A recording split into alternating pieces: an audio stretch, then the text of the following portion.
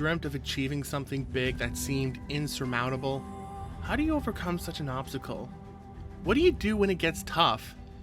Hey guys, it's James K. Martin, and I wanted to discuss with you what it takes to achieve your dreams by showing you how someone else did it.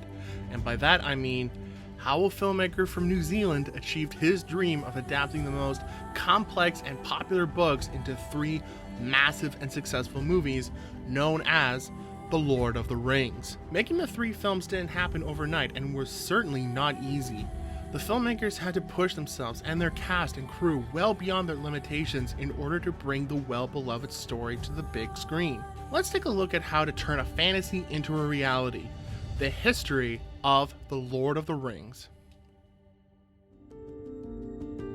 The Lord of the Rings books was adapted into a book trilogy by the same name, written by John Ronald Reuel Tolkien. Tolkien was an English writer, poet, and professor. Most of Tolkien's career evolved around English literature as well as working on translations, such as for Beowulf. Languages would play a big part in inspiring Tolkien to create the world of Middle-earth. Tolkien would find interest in creating his own language, which was inspired by Celtic, Greek, and other languages, which would form the Elvish language Quenya. And then after this would form another language, Sindarin.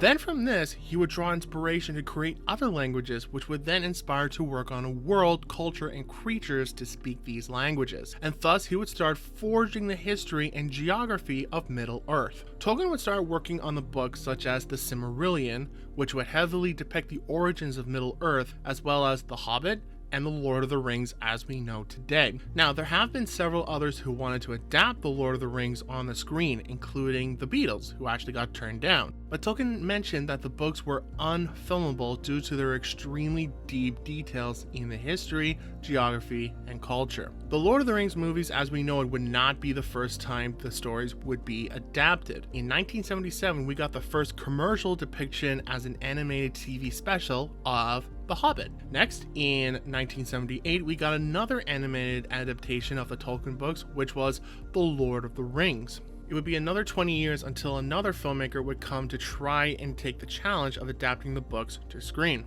and that was Peter Jackson. Peter Jackson was born in 1961 in Wellington, New Zealand. Peter was never interested in sports or school, but had always had a passion for filmmaking. At 16, Peter left school and began working full-time as a photo engraver for a Wellington newspaper, the Evening Post. After working for 2 years and trying to save all his money, Jackson finally purchased his first camera, a 16mm camera, which he would then use to make his first film, Bad Taste, in 1987. Peter would later get inspired to become a filmmaker for movies, including Jason and the Argonauts, Goodfellas, and especially the original King Kong as being his main inspiration. The movie would have to be shot on weekends when Jackson wasn't working. Bad Taste premiered at Cannes Film Festival, and the rights would quickly be sold to 12 countries. Jackson would continue developing more stories as his creative journey grew and would make movies like Meet the Feebles in 1989, where he met his writing and life partner, Fran Walsh. He made Brain Dead in 1992, where he worked with Richard Taylor and his team at Weta Workshop. Jackson would then make Heavenly Creatures in 1994, which really launched his career as the movie won several awards along with Forgotten Silver in 1995. This would set him up to make his first big-budget Hollywood film, The Frighteners, starring Michael J. Fox in 1996. How does Lord of the Rings come into play? Peter didn't get into the Tolkien world until he had seen the animated version in 1978, which encouraged him to want to pick up the books and read them himself. Peter really hoped that a Lord of the Rings live-action movie adaptation would get made someday, but by someone else. Finally, after making several films, most being successful, he then felt that he was ready to start on the journey to adapt the Lord of the Rings books to the screen. In 1997, Jackson would obtain the rights for Miramax Film to turn the Lord of the Rings book trilogy in 2 movies. However, while Peter Jackson was working with Harvey Weinstein to try and finance the movies, Harvey Weinstein would agree to only finance 1 movie, about $20 million. And then Harvey Weinstein told Peter Jackson that he was going to have to figure out how to turn the Lord of the Rings into 1 movie. However, Peter Jackson felt very, very strongly that he was not going to be able to tell the entire trilogy in 1 movie and do it justice. So Miramax Films told Peter that if he can find another studio who would fund all 3 movies within the next 4 weeks, then he can continue making the movies. If not, he would have to lose the rights. Peter Jackson would visit several studios in Hollywood who would all end up turning him down before his longtime friend Mark Odesky, who had worked with a studio called New Line Cinema, would set up a meeting. New Line CEO Robert Shea then told Jackson that instead of making 2 films, that they should make 3. Since then, New Line Cinema would finance and help launch the production of The Lord of the Rings. While obtaining the rights to make the trilogy was a big hurdle to overcome, the real challenge would start in production to turn the 3 complex books into 3 respective movies. Now, to say that this was a large-scale production would be a serious understatement. While most movies would be shooting for a matter of weeks to a few months, the entire Lord of the Rings trilogy would be shot between October of 1999 all the way to December 2000, along with pickups from 2001 to 2003. And that's not just a single unit, but with 7 units shooting at the same time, while most other projects would usually only have 1 unit. While Peter Jackson would be the main director, the other units would shoot on Jackson's behalf and would be led by Alan Bollinger, John Mahaffey, Jeff Murphy, Fran Walsh, Barry Osborne, and Rick Porras. Between the 7 units, the movie would also be shot in over 150 different locations, including sound stages in Wellington and Queenstown. A lot of people would work on this project, about 2,400. One of the first big challenges that appears when starting to plan out The Lord of the Rings is the scale sizes between the hobbits, dwarves, and the other creatures. In order for the filmmakers to give the sense of scale across to the screen, they use a variety of different tactics. One, which is an old and very popular tactic, called forced perspective, which is where you place actors at a different distance away from the camera, but to be able to achieve this kind of trick, you would normally have the camera locked off. So what the filmmakers did is they created set pieces which would move to align with the moving camera to capture this optical illusion. Another use was their use of digital filming of the actors on a blue screen and then using computers to add them back into the scene later on. They also utilized scaled doubles, which are actors of a shorter height and would wear the same wardrobe, hair, and even masks of the real actors' faces so that they could be right next to some of the other actors in wide shots to give the perspective. And this is just a few out of the several ways they achieved this illusion.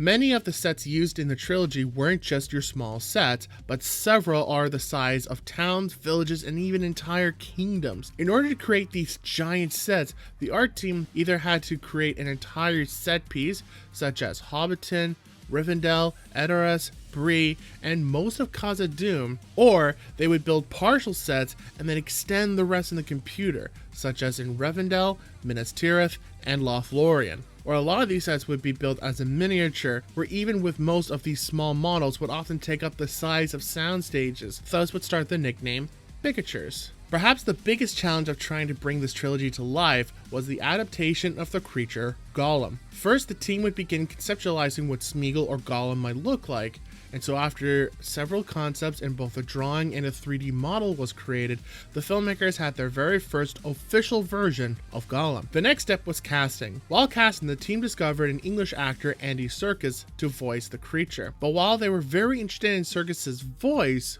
for the role, the filmmakers couldn't help but be inspired by Andy's on-screen acting and how much physical performance he would include in the character. After casting, the filmmakers decided to base Gollum's face off Andy's face. So finally, in the midst of a time crunch, the art team finally had their second official and final version of Gollum, which is the one you see on screen.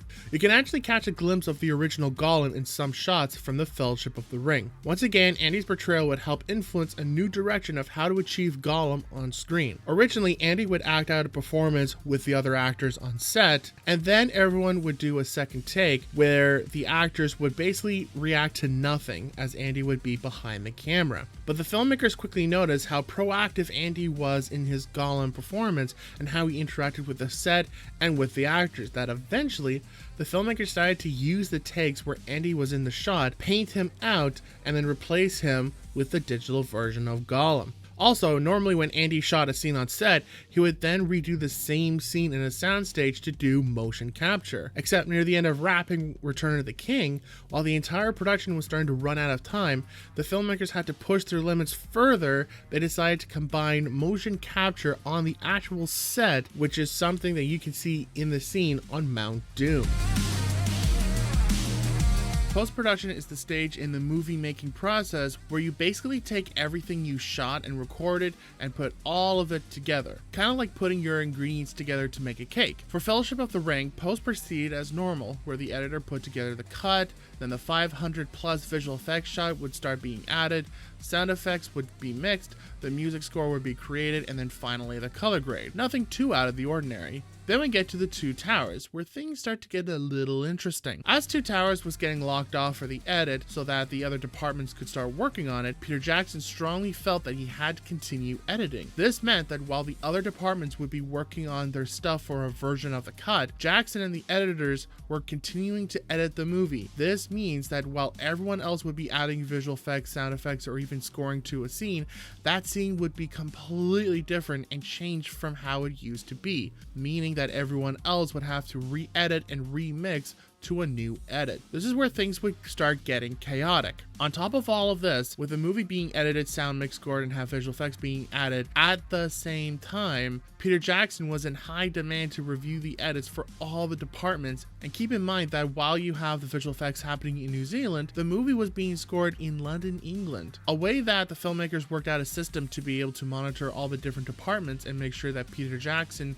could oversee each department in a given notice, they essentially set up a video call with high quality cameras and audio feed so that Peter could see, hear, and speak with everyone in each post-production team from his hotel room in London. This didn't mean that the post-production would stop being chaotic, but at least help make the process more manageable. One special unit that worked on The Lord of the Rings was the miniature unit, who were in charge of getting all the shots related to the miniatures. While no one knew for sure how long the miniature unit was going to be working for, it wasn't until after finally getting the last shots done for The Return of the King in November 2003, about a month away until the movie's release. The miniature unit, which was led by Alex Funke along with John Bassler and Mary McLagan, who led the building of the miniatures, would often talk about how the team would hold parties to celebrate how long they've been working.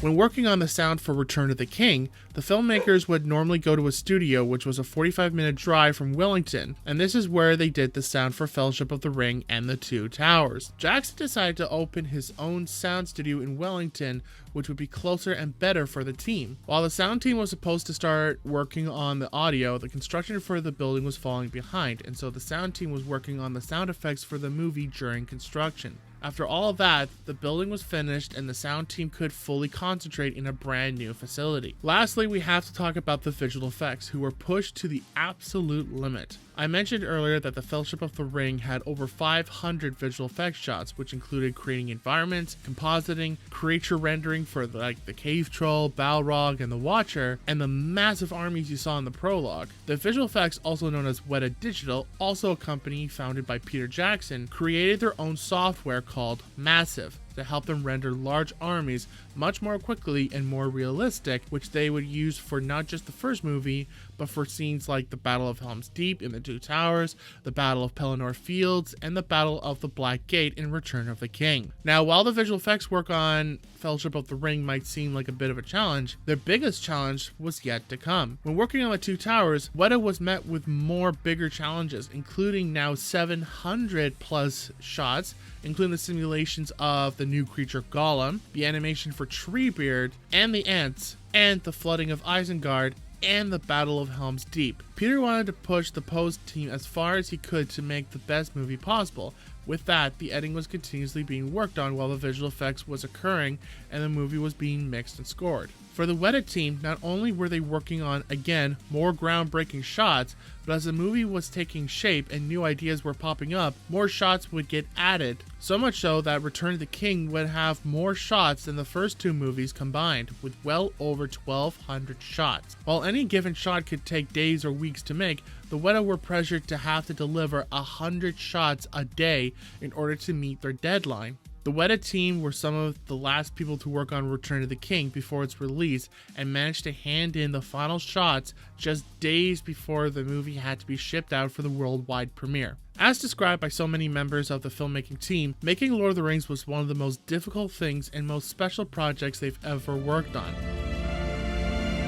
A lot of passion and enthusiasm went into bringing the story to life, and the fans felt the same way. The Fellowship of the Ring, which was released in December 2001, smashed the box office with almost $900 million, as well as winning Best Picture and Best Director. The Two Towers, which was released in December 2002, also smashed the box office with $950 million and winning 6 Oscars, including Best Picture. And finally, Return of the King, which was released in December 2003, brought a grand $1.150 billion, along with winning 11 Oscars, which would tie them with Titanic and Ben-Hur for most Oscars for a movie. And the Oscars would include Best Picture and Best Director. All the hard work and long journey, which all started in 1995 and would come to an end in 2004 with wrapping the extended DVDs. Lord of the Rings would be a smash hit and would continue to attract more fans and influence the world. Howard Shore would start doing tours of the Lord of the Rings Symphony, which is a 2-hour concert version of the music used throughout the 3 films. From 2012 to 2014, the Lord of the Rings team would return to adapt another Tolkien book called The Hobbit onto the big screen, which would star Martin Freeman, Richard Armitage, and would have Ian McKellen reprise his role as Gandalf. We would also get dozens of board games, video games, and mobile games adapted from the movie, including Lego, Battle for Middle-earth, and Shadows of Mordor. Not only is there plenty of merchandise to collect, but even the art department on Lord of the Rings would also commit to create high-quality figurines of each character, structure, and creature as a collectible. Lately, as of the time of this video, Amazon announced a new series to follow more stories and lore in the Tolkien universe. There isn't too much information we know about the series so far, but it's exciting to think that we'll get another adaptation. The reason I got so inspired by how the Lord of the Rings was made is because, just like Frodo's journey, there was new ground to cover, different approaches to bring the project to life, and of course relying on your fellowship of filmmakers who are passionate and want to tell the best story possible. Often when trying to accomplish our dreams, sometimes they seem unobtainable and beyond our reach, but remember to always keep trying and never give up because something is difficult, because who knows? One of these days you might create a story that would impact the world like the Lord of the Rings.